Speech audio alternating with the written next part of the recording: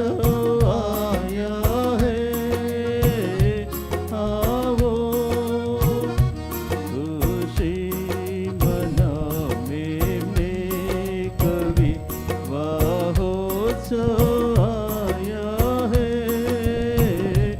आओ दुल्हन तैयार हुई, श्वेत वस्त्रों से दुल्हन तैयार हुई, श्वेत वस्त्रों से निर्मल शुद्ध सुंदर सुसाजित हुई, निर्मल शुद्ध सुंदर सुसाजित हुई, खुशी मनाने कभी महोत्सव आया है, आओ खुशी मनाने कभी महोत्सव आया है, आओ हे प्रभु तूने किया ऐसा कार्य को, हे प्रभु तूने किया ऐसा कार्य को, नित्य तेरी महिमा करते गाएंगे हल्लेलुया, नित्य तेरी महिमा करते गाएंगे हल्लेलुया, खुशी मनाने कभी महोत्सव आया है, आओ खुशी मनाने कभी महोत्सव आया है, आओ।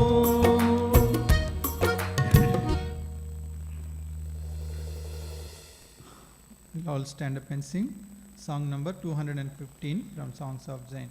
Amazing Grace, how sweet that song. మనమందరం లేచి నిలబడి పాట పాడు.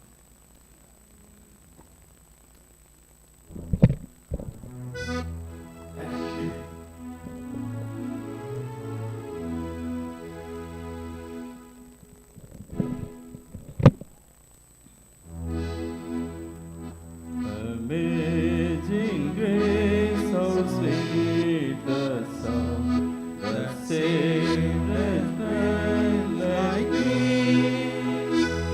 I was the first, not now and far, was blind, but now I see. Grace that taught my heart to fear, and grace my fears relieved. Oh, precious is the grace appear, the hour I first believed. Though many dangers, toils and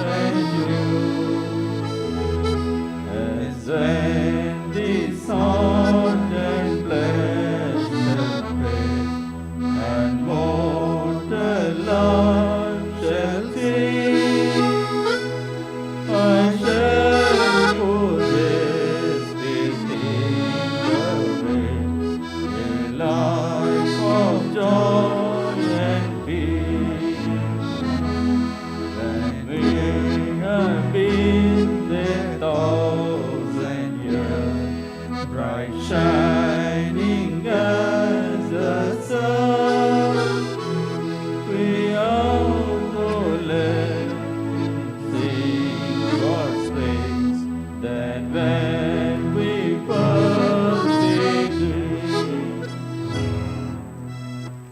దయచేసి కూర్చోండి.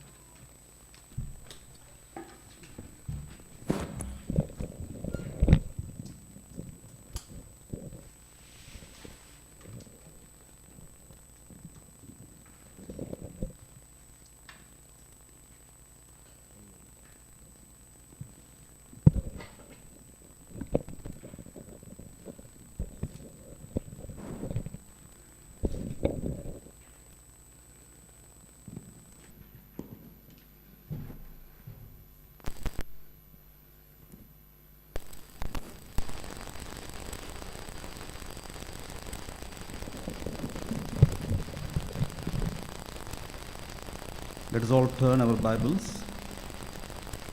to book of Isaiah, chapter 35 and verses 8 to 10.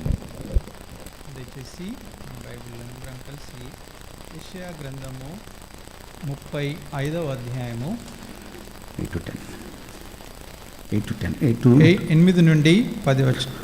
in Telugu it is 9 only, but in English 10 verses we say. తెలుగులో 8-9 వచనాలే ఉన్నాయి. आइए हम अपने बाइबलों को खोल के देखेंगे। यशायाह उसका 35 अध्याय, उससे उसका 8 से 10 वचन। So brother will read in Telugu and let us all follow. తెలుగులో చదువుతాను, మీరు మీ యొక్క భాషలో మీరు చదువుకోండి లేదా చూడండి. అక్కడ దారిగానున్న రాజమార్గము ఏర్పడును, అతి పరిశుద్ధ మార్గమనబడును, అది అపవిత్రులు పోకూడని మార్గము, అది మార్గమున పోవారికి ఏర్పరచబడును, మూడులైనను దానిలో నడుచుచు త్రోవను తప్పక యుందురు. అక్కడ సింహం ఉండదు, క్రూర జంతువులు దాని ఎక్కవు, అవి అక్కడ కనబడవు. విమోచింపబడిన వారే అక్కడ నడుచుదురు, యెహోవా విమోచించిన వారు పాటలు పాడుచు తిరిగి సియోనుకు వచ్చెదరు. వారి తలల మీద నిత్యానందముండును, వారు ఆనంద సంతోషములు గలవారై వచ్చెదరు, దుఃఖమును నిట్టూర్పును ఎగిరిపోవును. Let us look unto the Lord for his grace. దేవుని కృప కొరకై ప్రార్థనలో ప్రవేశిద్దాం. लेकिन परमेश्वर के अनुग्रह के लिए हम प्रार्थना करेंगे। ప్రేమ కలిగిన మా ప్రియ పరలోకపు తండ్రి, నమ్మకమైన మా దేవ యేసు ప్రభు నామములో మీకు వందనములు చెల్లిస్తున్నాం. ఈ యొక్క సమయంలో మాకు అనుగ్రహించిన శ్రేష్టమైన ఆరాధన దినమును బట్టి వందనములు. మేము ఆరాధించిన నిమిత్తమై మాకు తండ్రి మీ యొక్క సన్నిధిని అనుగ్రహించారు, ప్రజల సహవాసం ఇచ్చారు, మీరు ఇచ్చిన రక్షణతో తండ్రి మేము మమ్మల్ని అలంకరించారు, మీకు వందనములు చెల్లిస్తున్నాం. ఈ సమయంలో ఆరాధించే ఆరాధికలుగా మమ్మల్ని సిద్ధపరచండి. ఈ వాక్యము ద్వారా మమ్మల్ని తృప్తిపరిచి బలపరచమని ప్రార్థిస్తున్నాం. అల్పులమైన మీ దాసులమైన మమ్మలను మీ హస్తంలో సమర్పించుకుంటున్నాం. మీ సిలువ చాటును మరుగుపరిచి తండ్రి మీ రక్తంతో ప్రోక్షించి ఈ సమయం కొరకై బలపరిచి వాడుకున్నామని రావాల్సిన ప్రియులను సకాలం తీసుకురండి. వచ్చిన వారిని బట్టి వందనం చెల్లిస్తున్నాం. మేమందరము మీ వాక్యం విని మిమ్మల్ని ఆరాధించిన కొరకై కృప దయచేయమని యేసుక్రీస్తు ప్రభు వారి పరిశుద్ధమైన నామములో స్తోత్రములు చెల్లించి వేడుకుంటున్నాము తండ్రి.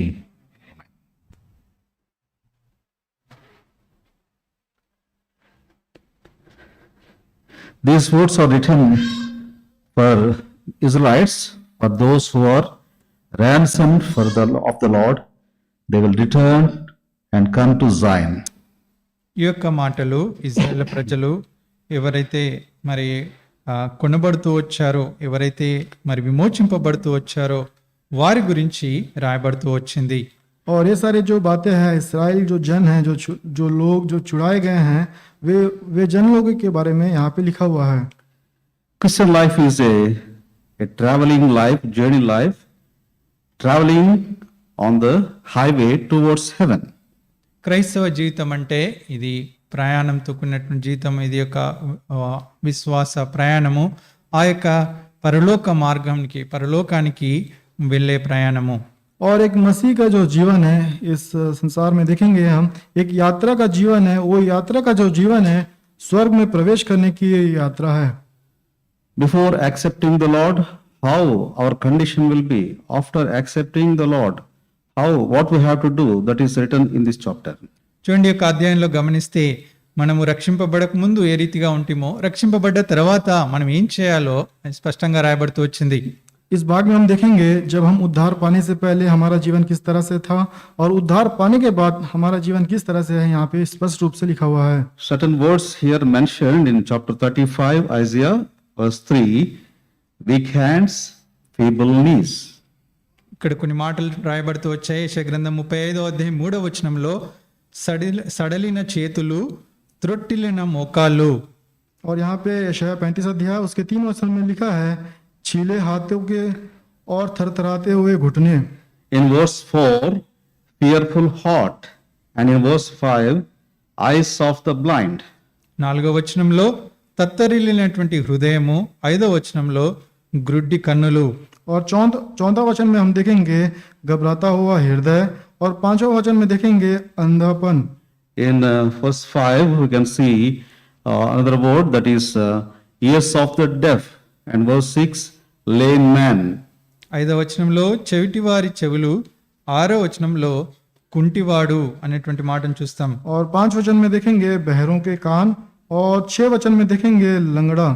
And in verse 6 also we can read one more word that is dumb tongue, tongue of the dumb. 6వ వచనంలో ఇంకో మాట కూడా చూడగలము, మూగబోయినటువంటి లేకుంటే మూగవాణి నాలుక. और 6 वचन में देखेंगे गूंगे की जीभ के बारे में भी। So these are the condition, these are the status of a person who is away out of Christ. మరి ఎవరైతే ఏ వ్యక్తి అయితే క్రీస్తుకు దూరంగా ఉన్నారో, క్రీస్తు యందు లేదో అలాంటి వారి పరిస్థితి ఈ రీతిగా ఉంటుంది. और ये जो परिस्थिति है जो मसीह से दूर और मसीह से जो दूर है उसकी परिस्थिति इस तरह से रहती है। In Ephesians chapter 2 verse 1, Paul writes to church Ephesus, he was writing that we are dead in sins. పౌలు గారు, అపోస్తలుడైన పౌలు గారు ఎఫెసీయులకు రాసిన పత్రిక 2వ అధ్యాయం 1వ వచనంలో చూస్తే మీరు అపరాధముల చేత పాపముల చేత చచ్చిన వారై ఉంటురి అంటున్నారు.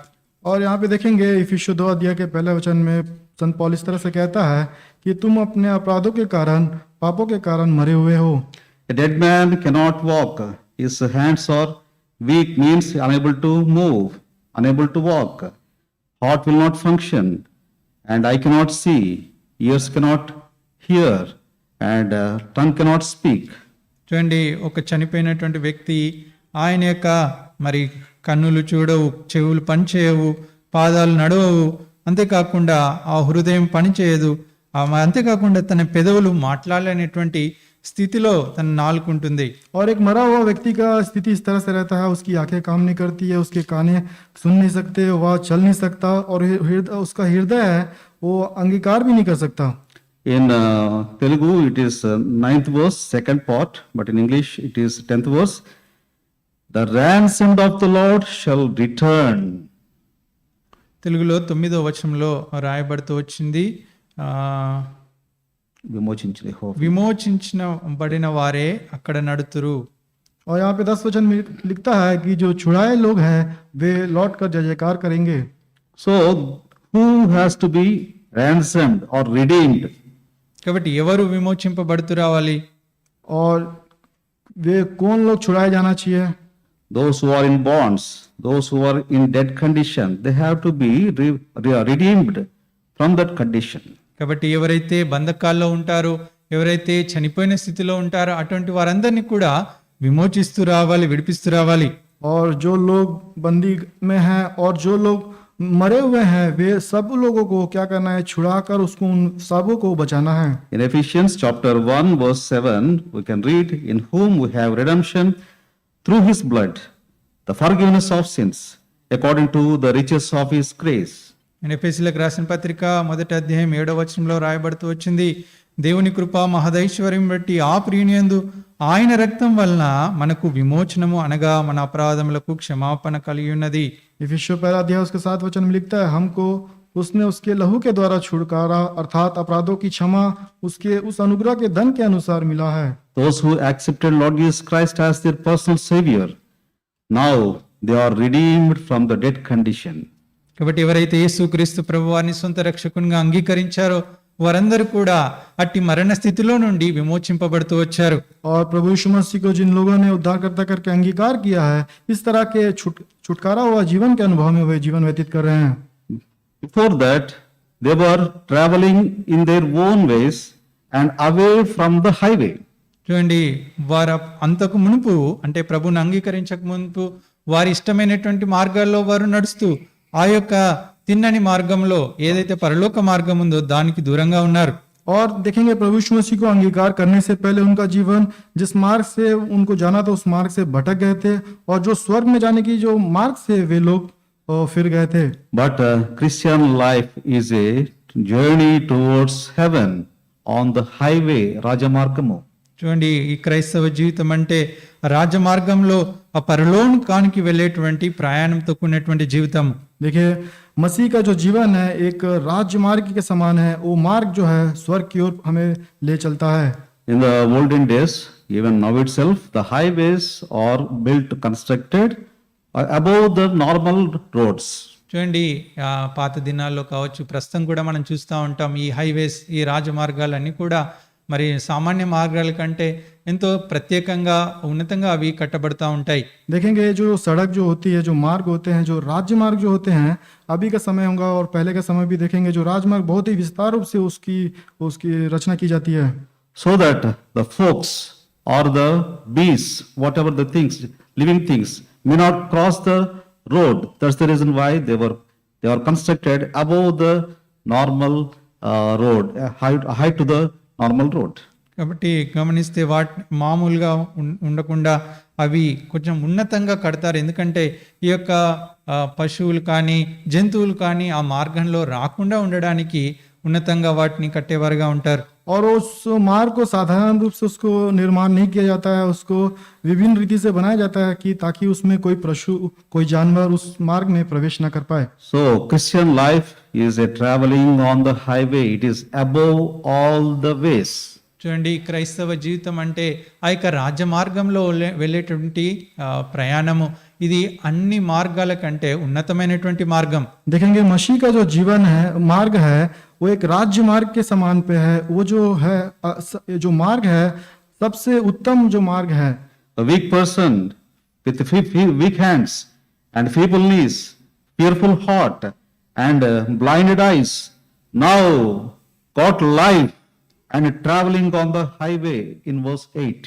చూడండి, ఒక బలహీనుడైనటువంటి వ్యక్తి, సడలిన చేతులు గలవాడు, త్రొట్టిలు మోకాలు గలవాడు, తత్తరిలు హృదయం గలవాడు, అటువంటి మరి గ్రుడ్డి పరిస్థితిలో ఉన్నటువంటి వాడు 8వ వచనం ప్రకారం ఇప్పుడు రాజమార్గంలో నడుస్తా ఉన్నాడు. देखेंगे जो व्यक्ति है, जो अंधापन वाला जो व्यक्ति है, जो व्यक्ति जो बहरा है और जो व्यक्ति लंगड़ा है, ये जो व्यक्ति को देखेंगे ये सड़क के जो राजमार्ग में वो प्रवेश करके चल रहा है। What is the cause to enter into the highway? కాబట్టి ఆ యొక్క రాజమార్గాలకి ప్రవేశించడానికి కారణం ఏంటి? और उस राज्य मार्ग में प्रवेश करने के लिए कारण क्या है? The blood of Lord Jesus Christ cleansed his heart.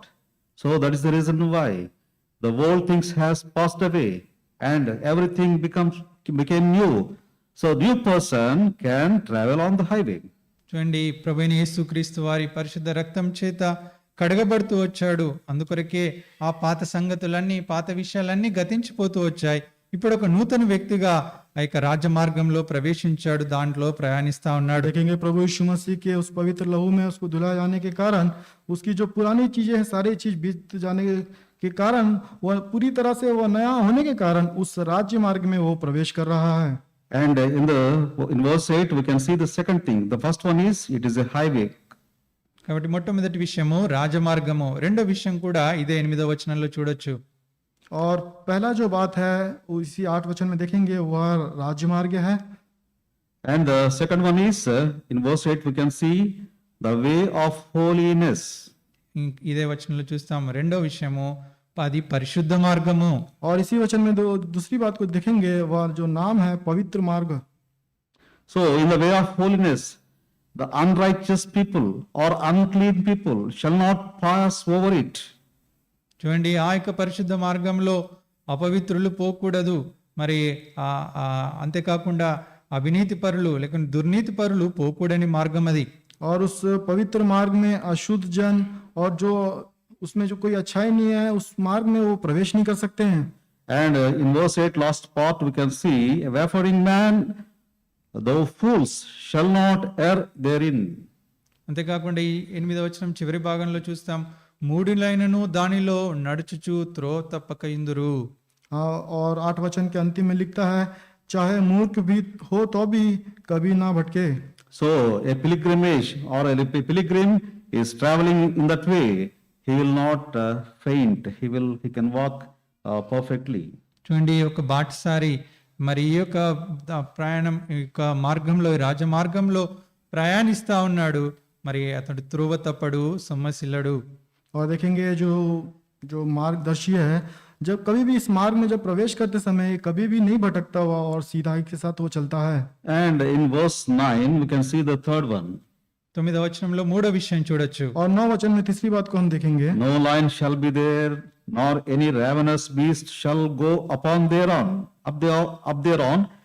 It shall not be found there, but the redeemed shall walk there. అక్కడ సింహం ఉండదు, క్రూర జంతువులు దాని ఎక్కవు, అవి అక్కడ కనబడవు, విమోచింపబడిన వారే అక్కడ నడు. और वहां पे सिंह ना होगा, ना हसीन जंतु उस पर ना चलेगा, वहां पर ना जाएंगे, परंतु छुड़ाए हुए लोग वहां नित्य चलेंगे. There shall be no ravenous beast, means wild beast will not be there on the road. చూడండి, ఆ యొక్క మార్గంలో సింహములు, క్రూర జంతువులు ఉండవు. और वहां पे उस मार्ग में देखेंगे सिंह हिरन वहां पे नहीं रहेंगे. Before coming into this way, the Satan as a roaring lion tries to clutch us, keep us in his hands. కాబట్టి రక్షింపబడక మునుపు సాతాను గర్జించి సింహం వలె గర్జిస్తూ మనల్ని తన ఆధీనంలో, తన యొక్క హస్తాల్లో, బంధకాల్లో ఉంచేవాడు. और उद्धार पाने से पहले शैतान को देखेंगे ये जो सिंह के घरसते हुए सिंह के समान उसके हाथों में हमें पकड़ के झगड़ा हुआ था. When we come onto the highway, no lion shall be there. కాబట్టి ఎప్పుడైతే ఈ రాజమార్గంలోనికి వస్తామో అక్కడ సింహం ఉండదు. जब हम इस राज्य मार्ग में जब हम आएंगे वहां पे सिंह ना होगा. And this way is a very safest way and harmless way, we can see. అంతేకాకుండా మనం గమనిస్తే ఈ యొక్క మార్గము ఎంతో సురక్షితమైనటువంటి మార్గము, ఎలాంటి హాని చేకూరనటువంటి మార్గము. और इस मार्ग में हम देखेंगे इसमें बहुत ही हमें सुरक्षा प्रदान मिलती है, इसमें कोई भी हमें हानि ना होगा. Lord Jesus Christ, when he was explaining all these things to his disciples, యేసుక్రీస్తు ప్రభువారు తన శిష్యులకు ఈ యొక్క మాటలన్నిటినీ వివరిస్తా ఉన్నప్పుడు, प्रभु यीशु मसीह जब अपने चेलों को ये सारे बातों को जब विस्तार रूप से जब बता रहा था, Thomas got one doubt. తోమాకు ఒక సందేహం వచ్చింది. और थोमा को एक संदेह आता है. In John's Gospel, chapter 14, verse 5. యోహాను సువార్త 14వ అధ్యాయం 5వ వచనం.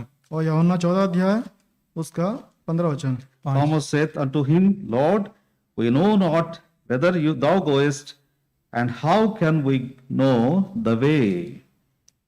యోహాను 14:5. అందుకు తోమా, ప్రభువా, ఎక్కడికి వెళ్ళుచున్నానో మాకు తెలియదే, ఎక్కడికి వెళ్ళుచున్నావో మాకు తెలియదే, ఆ మార్గం ఎలాగూ తెలియనని ఆయన అడగగా, यूहन्ना 14 अध्याय उसका 5 वचन. थोमा ने उससे कहा, हे प्रभु, हम नहीं जानते कि तू कहां से जाता है, तो उस मार्ग कैसे जाए.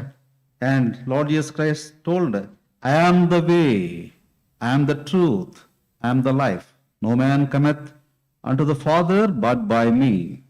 ఇప్పుడు యేసుక్రీస్తు ప్రభువారు జవాబిచ్చారు 6వ వచనంలో, యేసు, నేనే మార్గమును, సత్యమును, జీవమును, నా ద్వారానే తప్ప ఎవడును తండ్రి యొద్దకు రాడు. तब प्रभु यीशु मसीह उत्तर देता है, यीशु ने उससे कहा, मार्ग और सत्य जीवन मैं ही हूँ, बिना मेरे द्वार में कोई पिता के पास नहीं पहुंच सकता. So the Father living in a high place and a holy place, and to that place we have to travel. చూడండి, మన తండ్రి ఆ యొక్క రాజమార్గంలో, ఆ యొక్క ఉన్నత మార్గంలో, ఆ యొక్క ఉన్నత స్థలాల్లో నివసిస్తా ఉన్నారు. మనము ఆ యొక్క మార్గంలోనికి, ఆ యొక్క స్థలంలోనికి వెళ్ళాలి. और हमारा जो पिता है उस राज्य मार्ग में और उस उन्नत मार्ग में वो हमारा पिता रहता है, तो उस मार्ग में हमें उस प्रवेश करना है. What is the terminating point of the highway? కాబట్టి ఆ యొక్క మరి ఆ రాజమార్గాలనికి ప్రవేశించడానికి ద్వారం ఏంటి? और उस राज्य मार्ग में प्रवेश करने के लिए उस मार्ग क्या है?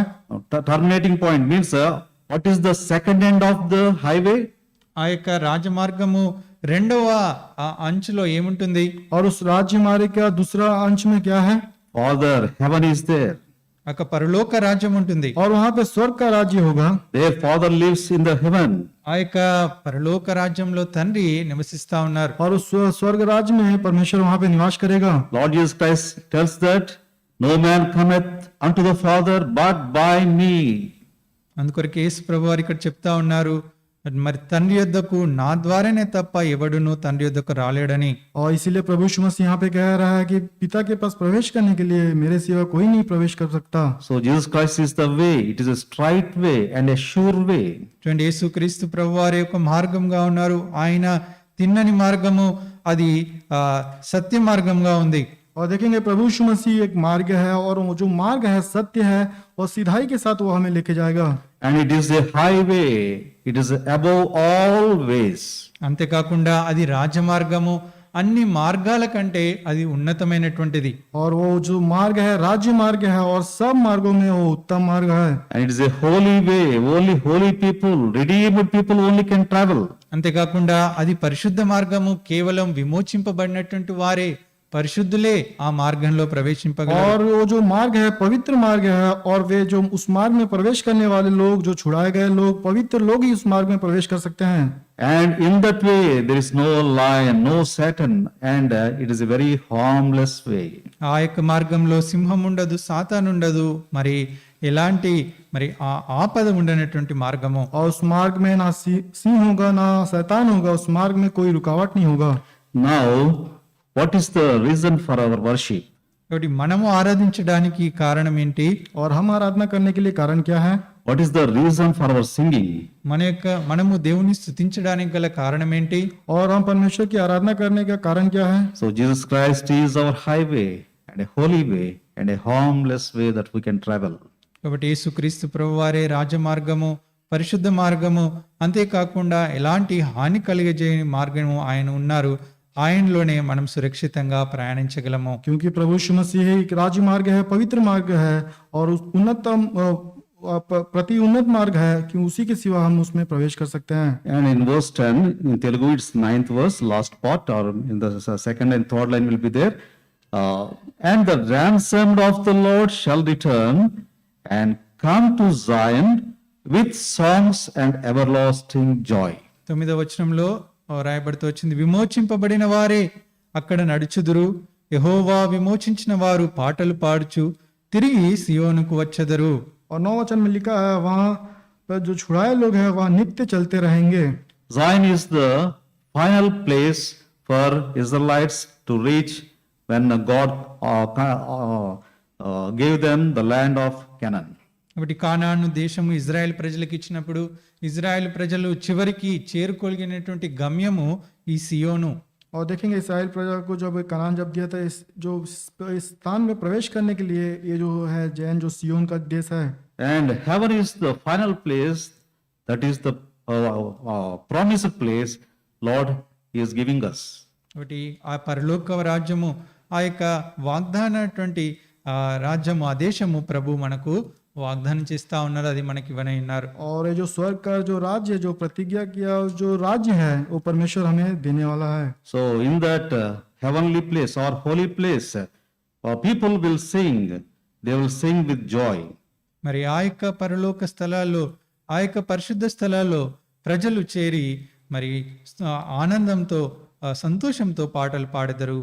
और उस पवित्र मार्ग में उसमें उस स्थानों में प्रवेश करके वहाँ के जो जन है जय जयकार के साथ वहाँ पे आनंद मनाएंगे. So there are 4 kinds of dumb people. Dumb. అంతేకాకుండా చెవిటి వారు, Mugavar. మూగవారు ఉన్నారు. और यहाँ पे देखेंगे गूंगे लोग हैं यहाँ पे. There are 4 kinds of dumb. Number 1 is the people, they cannot speak. 4 రకాల మూగవారు ఉన్నారు. మొదటి రకము మాట్లాడలేనటువంటి వారు. और 4 तरह के गूंगे लोग हैं, और सबसे पहले हैं वो बातें नहीं कर सकते. They cannot speak because they are dead people. వారు మాట్లాడలేరు, ఎందుకంటే వారు చనిపోయిన స్థితిలో ఉన్నారు. और वो बातें नहीं कर सकते हैं क्योंकि वो मरे हुए हैं. If dead people, if you ask to speak, if you ask to sing, they cannot speak and they cannot sing. ఒకవేళ చనిపోయిన వారిని మాట్లాడమన్నా, పాటలు పాడమన్నా వాళ్ళు పాటలు పాడలేరు, మాట్లాడలేరు. और अगर मरे हुए लोगों को आप कहेंगे अगर बातें करो और या फिर गाना गाओ बोलेंगे तो वो दोनों चीज नहीं कर सकते. And the second kind of people is they are dumb people. They will not speak at all. They know how to speak, but they won't speak. మరి ఇంకొక రకమైనటువంటి మగవారు ఎలాంటి వారంటే వారు ఏ రీతిగా మాట్లాడాలో వాళ్ళకి తెలుసు కానీ వారు మాట్లాడరు. और दूसरा तरह के गूंगे लोग हैं, उनको बात करना मालूम है लेकिन वे बातें नहीं कर सकते. And the third sort of dumb people is they know how to speak, but because of fear they cannot speak. They will not speak. కొంతమంది ఇంకొక రకమైనటువంటి మూడో రకమైనటువంటి మగవారు వారికి ఏ రీతిగా మాట్లాడాలో తెలుసు, అన్ని తెలుసు కానీ భయంతో వారు మాట్లాడలేరు. और तीसरे तरह का गूंगे लोग हैं, उनको किस तरह से बातें करना है मालूम है लेकिन भी उनके जीवन में डर होने के कारण वे बातें नहीं कर सकते. And one more kind of dumb people are there. They don't have anything to speak. They know something, but they are unable to express. Means they don't have anything inside. That's the reason why they are not expressing. మరి ఇంకొక రకమైనటువంటి మగవారు వారు మాట్లాడగలరు కానీ మరి ఏ రీతిగా మాట్లాడాలో, ఏ రీతిగా వ్యక్తపరచాలో వాళ్ళకి తెలియక మాట్లాడలేరు.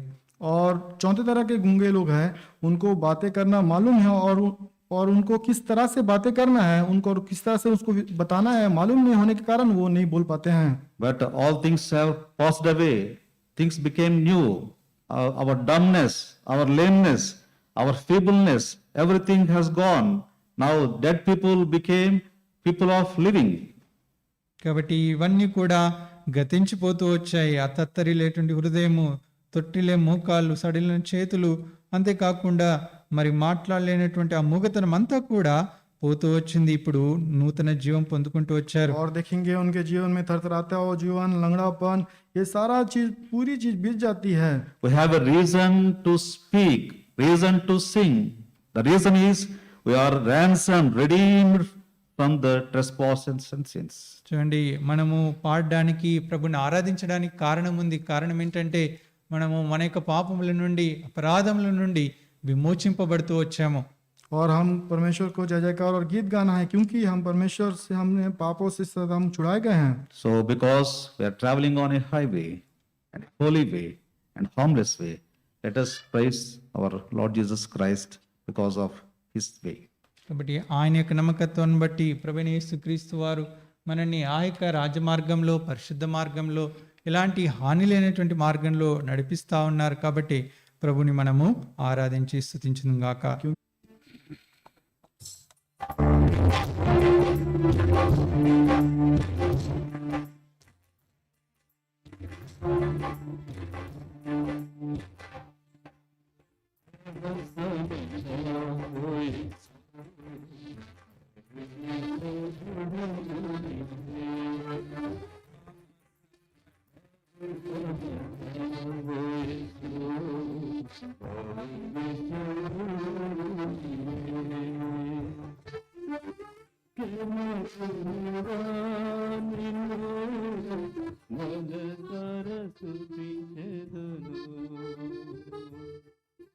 ప్రేమ పురుడా నిన్ను మనసర స్తుతించెదను.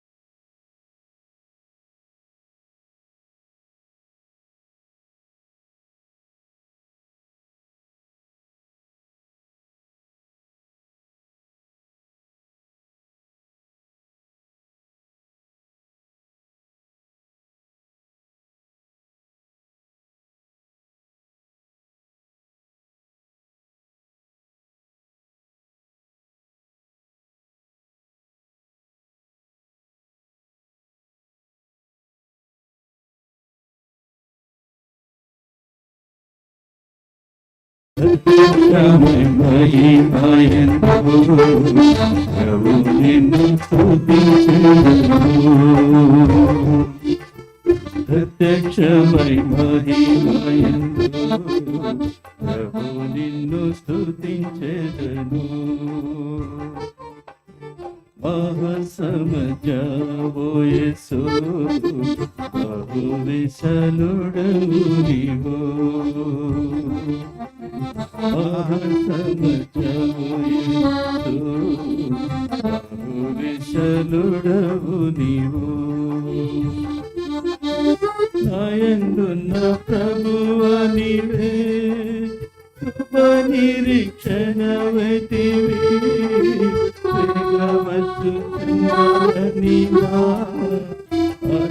ఆచాధికంబగుచుండే నాయందున్న ప్రభువా నీవే కృప నిరీక్షణ వైతివి.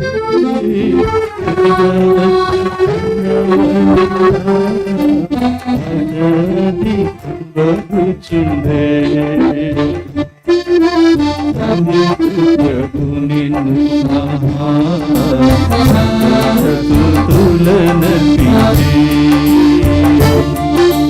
సంధింతు ప్రభు నిన్ను మహాతులనర్పించి మహాసమజావు యేసు విశాలుడవు నీవు.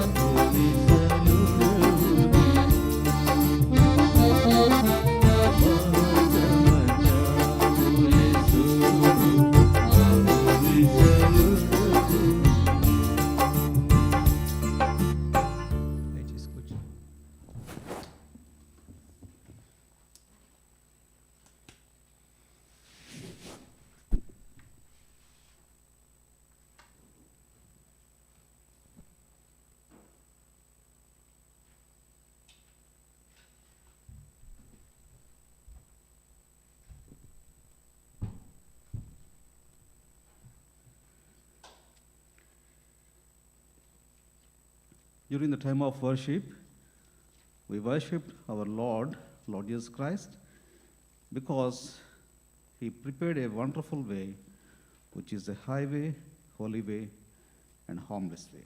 మరి ఆరాధన సమయంలో మనం దేవుణ్ణి స్తుతిస్తూ ఆరాధిస్తూ వచ్చినాం. దానికి కారణం ఆయన మన కొరకు ఒక రాజ్య మార్గాన్ని, పవిత్ర మార్గాన్ని, ఎటువంటి అపాయం లేనటువంటి మార్గాన్ని మనకు సిద్ధపరిచినాడు. కాబట్టి ఆ కారణం చేత ఆయనని స్తుతిస్తూ ఆరాధిస్తూ వచ్చాం. और हम आराधना करते समय परमेश्वर की हम आराधना की भेंट चढ़ाए हैं, क्योंकि परमेश्वर ने हमारे लिए एक राज्य मार्ग, एक पवित्र मार्ग, और उस मार्ग में कोई हानि नहीं, उस मार्ग में हमें परमेश्वर ने प्रवेश किया करके हम परमेश्वर को आराधना की जो भेंट हमने चढ़ाई है. And we have seen the terminating point, the end, the second edge of the highway is heaven. మరి ఆ రాజమార్గానికి మరోవైపు లేకుంటే దానికి చివరి ఆ వైపున పరలోకం ఉన్నది. और उस राज्य मार्ग के अंतिम में देखेंगे स्वर्ग है. So we have to reach that terminating point called heaven. మరి ఆ చివరి మన యాత్రకు ఆ చివరి గమ్యమైనటువంటి ఆ పరలోకానికి మనం చేరవలసిన వారమే ఉన్నాం. और उस मार्ग के अंतिम मार्ग में हमें प्रवेश करना है, क्योंकि उस मार्ग में स्वर्ग है.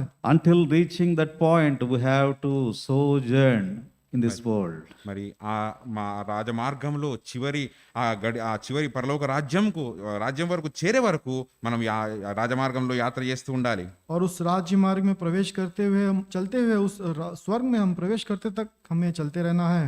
And it is called heaven, and that is the reason why this highway is also called a heavenly way.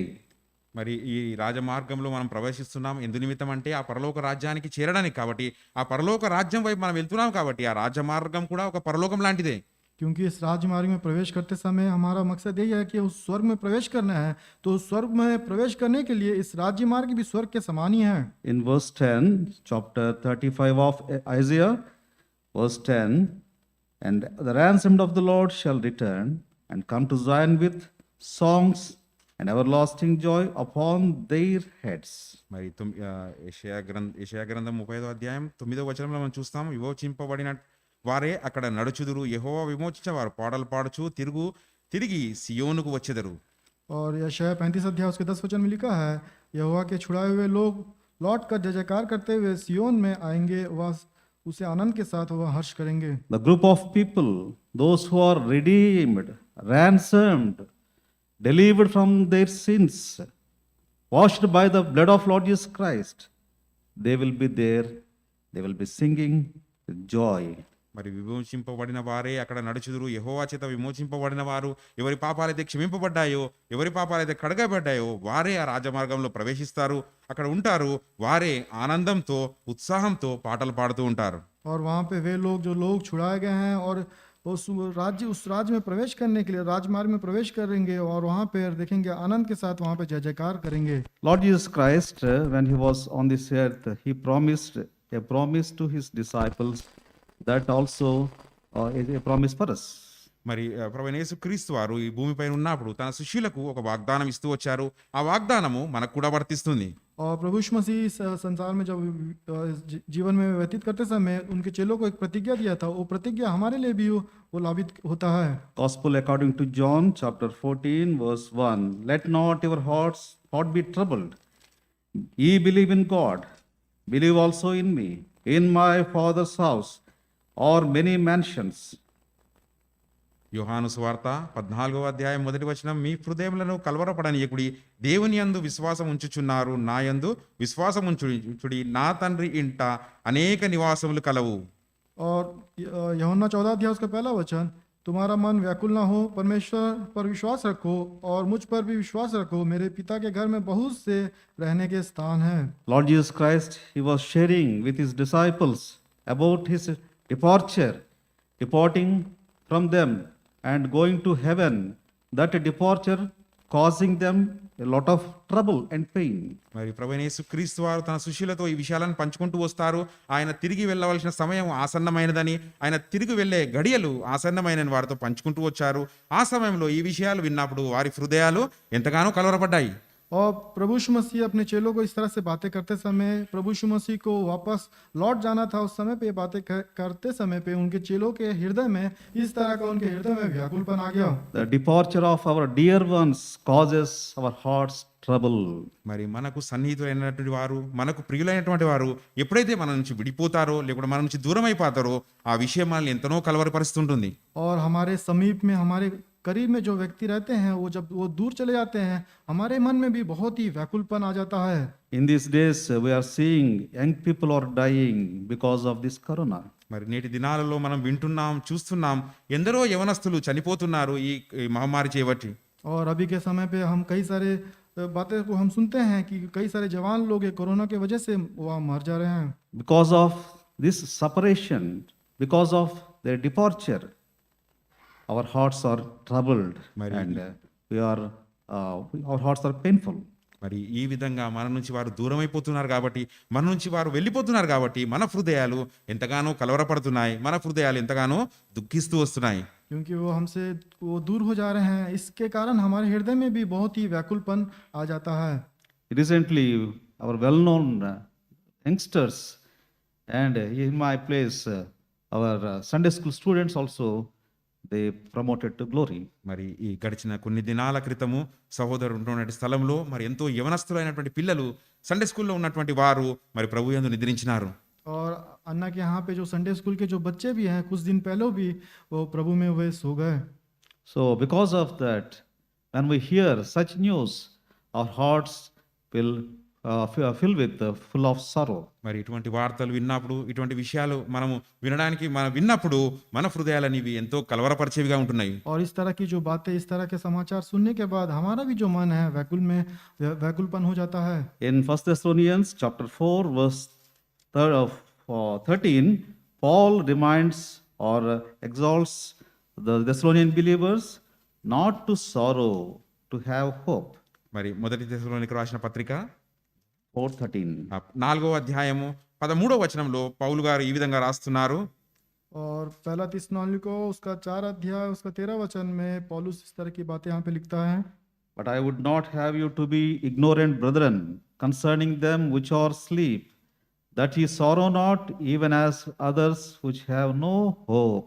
మరి మొదటి దశలోనికి రాసినటువంటి పత్రిక 4వ అధ్యాయం 13వ వచనంలో, సహోదరులారా, నిరీక్షణ లేని ఇతరుల వలె మీరు దుఃఖపడకుండు నిమిత్తము నిద్రించుచున్న వారిని గూర్చి మీకు తెలియకుండుట మాకిష్టం లేదు.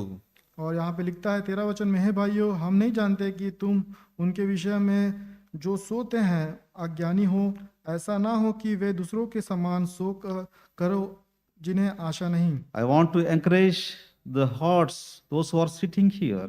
I want to encourage the hearts, those who are listening through this online. Be not sorrowful. Let us have hope, because we have to go unto them, but they will not return.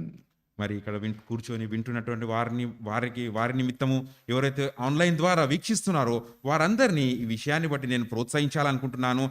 ఈ విషయాన్ని బట్టి మీకు ఉత్సాహం కలిగజేయాలనుకుంటున్నాను. ఎందుకంటే మనకు ఈ నిరీక్షణ కలిగి ఉంది. మనము ఏదో ఒక రోజు వారి దగ్గరికి వెళ్తాం, వారిని కలుసుకుంటాం, కానీ వారు మన యొద్దకు రాలేరు అన్న విషయం.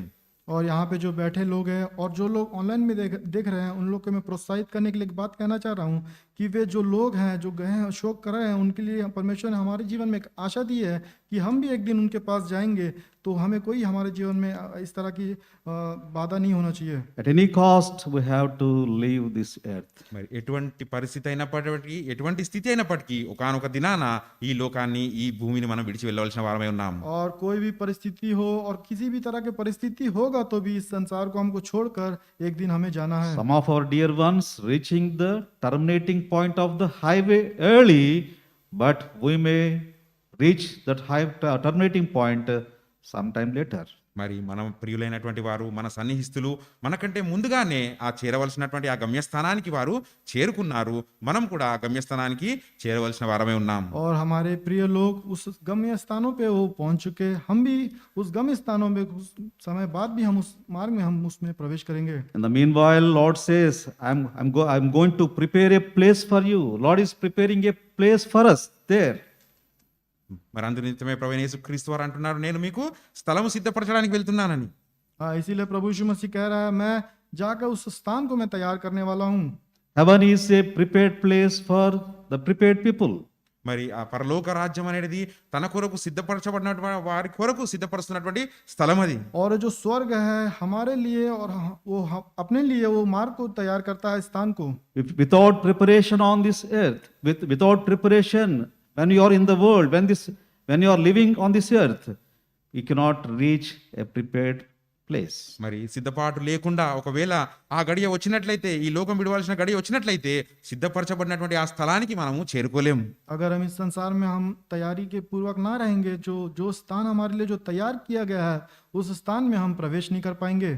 If you are not prepared here, that is not the place for you. మరి ఒకవేళ మీరు ఈ స్థలంలో సిద్ధపరచబడనట్లయితే ఆ స్థలము అది మీ కొరకు కాదు. अगर इस स्थान पे अगर अपने आप को आप तैयार नहीं किए हैं तो वो स्थान आपके लिए नहीं है। That's the reason why, to prepare us on this earth, on the way he came from heaven to the earth, and he laid his life and sacrificed himself, and by his sacrifice on the cross, now he laid a highway towards heaven. మరి ఆయన మనల్ని సిద్ధపరచడానికి సిద్ధపరచడానికి నిమిత్తమే ఆయన పరలోక రాజ్యాన్ని వదిలి ఈ భూలోకమునకు వచ్చాడు. మన నిమిత్తమై ఆయన కల్వరి శిలువలో ప్రాణం పెట్టి ఆ రాజమార్గాన్ని మన కొరకు సిద్ధపరిచినాడు. और हमारे लिए तैयार करने के लिए प्रभु यीशु मसीह संसार में आया और हमारे लिए उस कलवरी क्रूस पे चढ़ा गया और हमारे लिए उस राज्य मार्ग में हमारे लिए वो तैयार किया है। So this is the heavenly way. మరి ఇది పరలోక రాజ్యానికి సంబంధించినటువంటి రాజమార్గము. और ये जो राज्य मार्ग है स्वर्ग के संबंधित बात है। If you see in Revelation chapter 21 verse 4, that heaven is filled with a people, with a group of people, those who are redeemed. మరి ప్రకటన గ్రంథము 21వ అధ్యాయము 4వ వచనంలో మనం చూచినట్లయితే అక్కడ ఒక గది ఉంది, ఆ స్థలం ఉన్నది. ఆ స్థలంలో మరి ఆయన ఏర్పరచుకున్నటువంటి జనముతో గది నిండి ఉన్నట్టు మనం చూస్తున్నాం. और प्रकाशित वाक्य 21 अध्याय उसके 4 वचन में देखेंगे, वहां पे एक स्थान को तैयार किया गया है, वो स्थान के बारे में यहाँ पे लिखा हुआ है। In verse 3, we can read, "And I heard a great voice out of heaven saying, Behold, the tabernacle of God is with man, and he will dwell with them, and they shall be his people, and God himself shall be with them, and be their God." ప్రకటన గ్రంథం 21వ అధ్యాయం 3వ వచనము, అప్పుడు ఇదిగో దేవుని నివాసము మనుషులతో కూడా ఉన్నది, ఆయన వారితో కాపురం ఉండును, వారాయన ప్రజలయుందు, దేవుడు తానే వారి దేవుడై ఉండి వారికి తోడై ఉండును. और प्रकाशित वाक्य 21 अध्याय 3 वचन में, मैंने सिंहासन में किसी ऊंचे शब्द से यह कहते सुना, देख परमेश्वर का डेरा मनुष्यों के बीच में है, वह उसके साथ डेरा करेगा, और उन लोगों के साथ परमेश्वर अपने आप के उनके साथ में परमेश्वर उनके साथ होगा।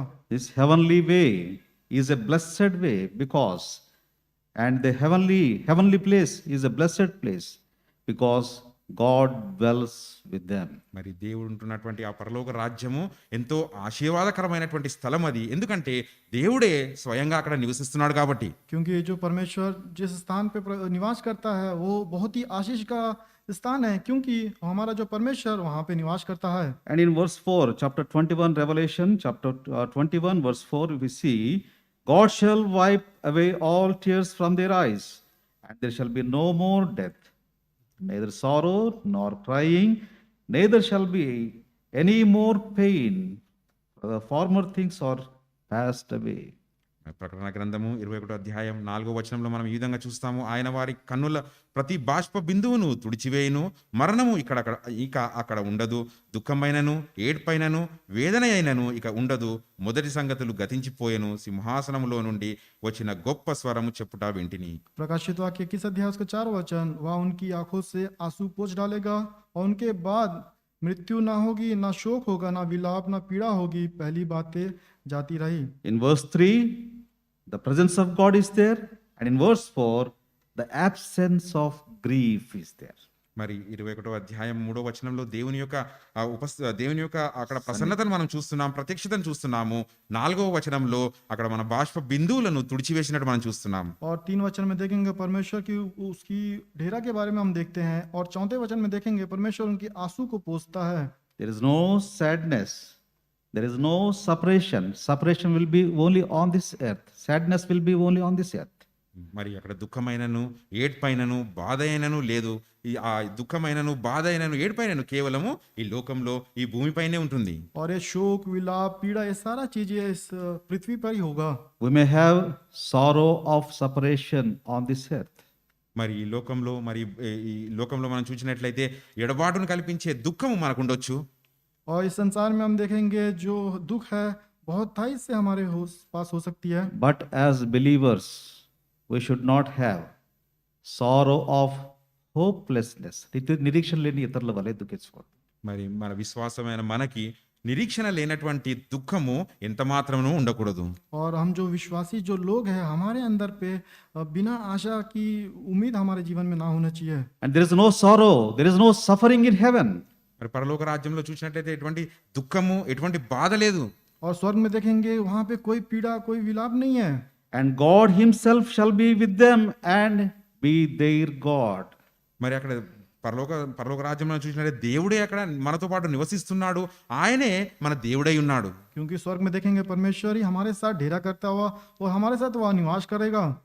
While traveling towards the heaven and traveling on this heavenly way, there may be sorrow, there may have troubled heart, fearful heart. So God exalts us, and he is reminding us that place is the place of no sorrow, no grief. మరి బహుశా ఈ రాజమార్గంలో మనం ప్రయాణిస్తుండగా, ఈ రాజమార్గంలో మనం వెళ్తున్నటువంటి సమయాల్లో కొన్ని సమయాల్లో మనం దుఃఖాన్ని ఎదుర్కోవచ్చు, బాధలను ఎదుర్కోవచ్చు, ఇబ్బందులను ఎదుర్కోవచ్చు. కానీ దేవుడు ఇక్కడ మనకు నిరీక్షణ ఇస్తున్నాడు.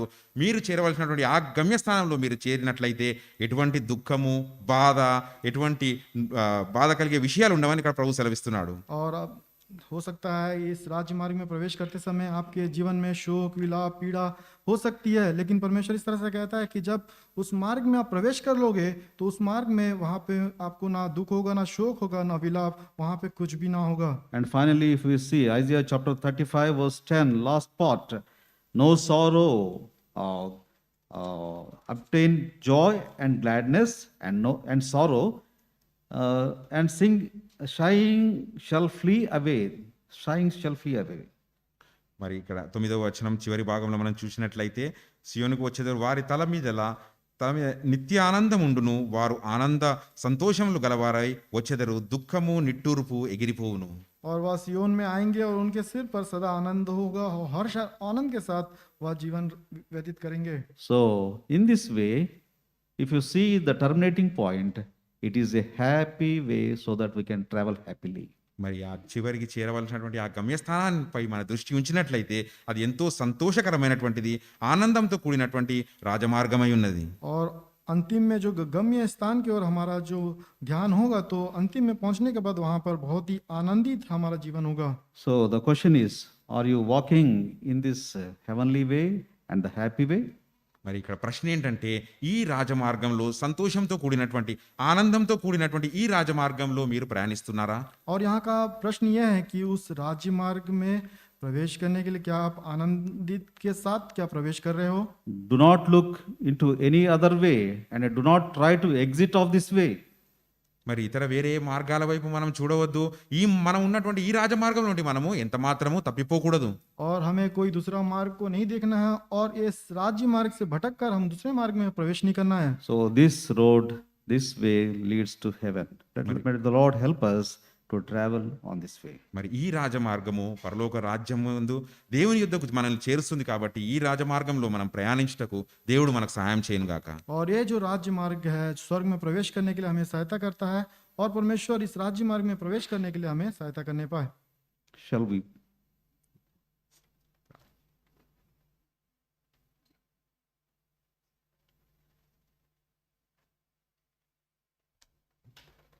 We thank God for the word of God.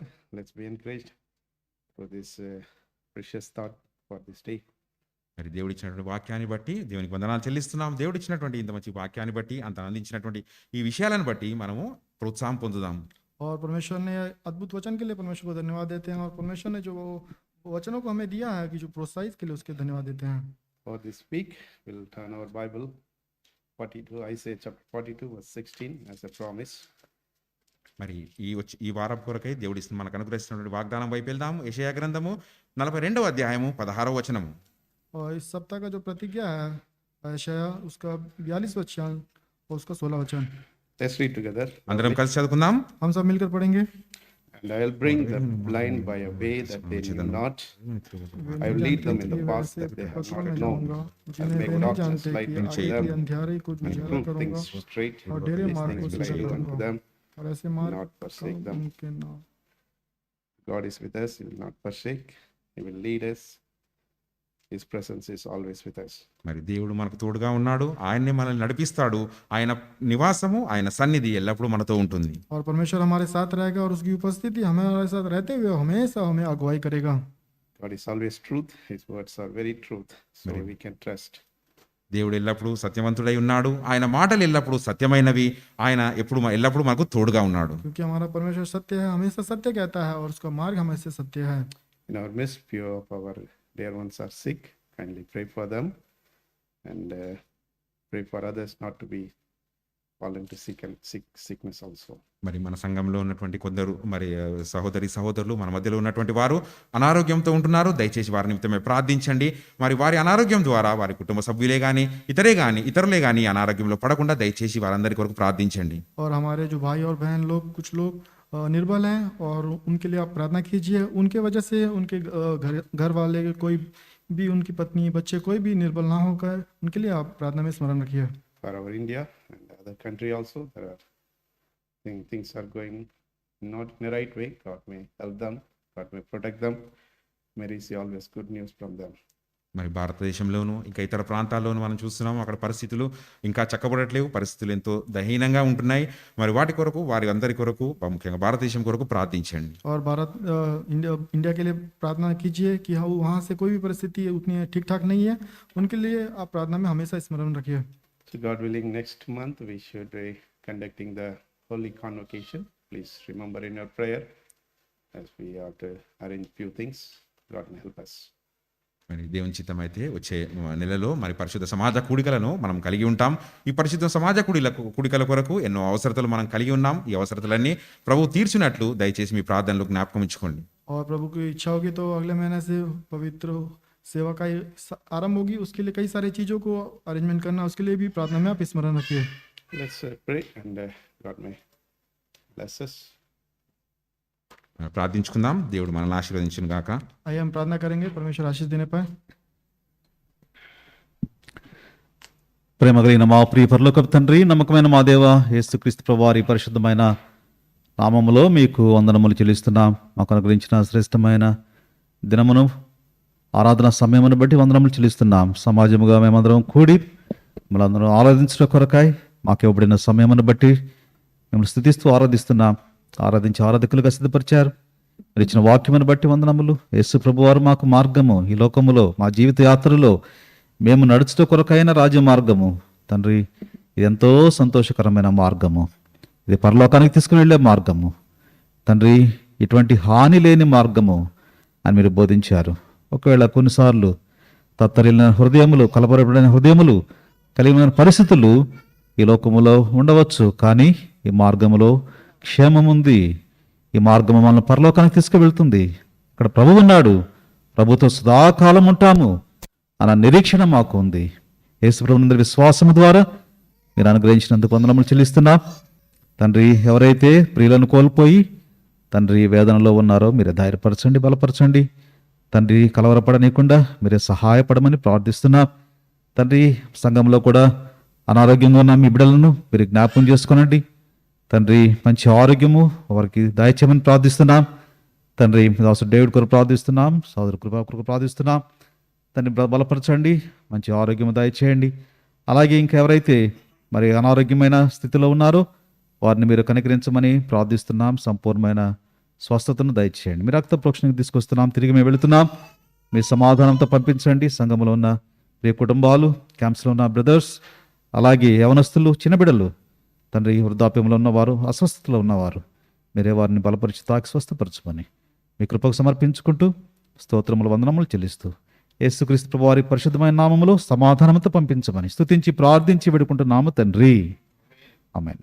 మన తండ్రి అయిన దేవుని ప్రేమ, మన ప్రభువును రక్షకుడైన క్రీస్తు ప్రభువు వారి కృప, పరిశుద్ధాత్మ యొక్క సహవాసము చేరువచ్చిన మనకందరికీ, సర్వలోకంలోని పరిశుద్ధులందరికీ సదాకాలము తోడై ఉండి నడిపించును గాక.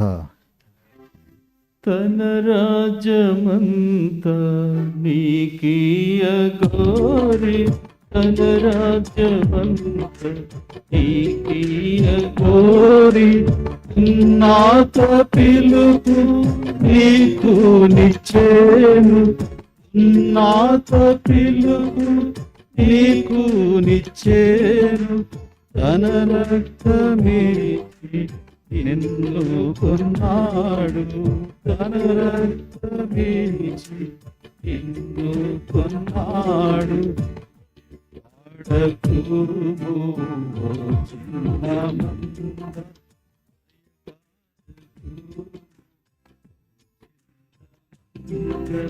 దయకాల మీదండి పిలుచుచున్నాడు,